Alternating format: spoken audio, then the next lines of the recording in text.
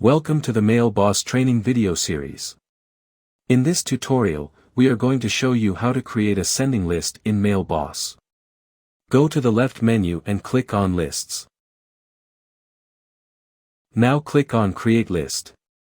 Now add all required details like identity and contact information.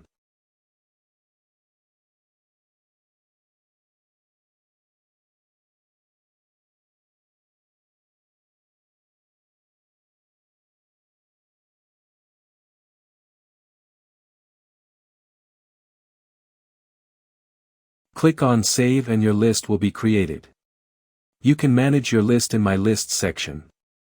You can also add subscribers to your list if you want.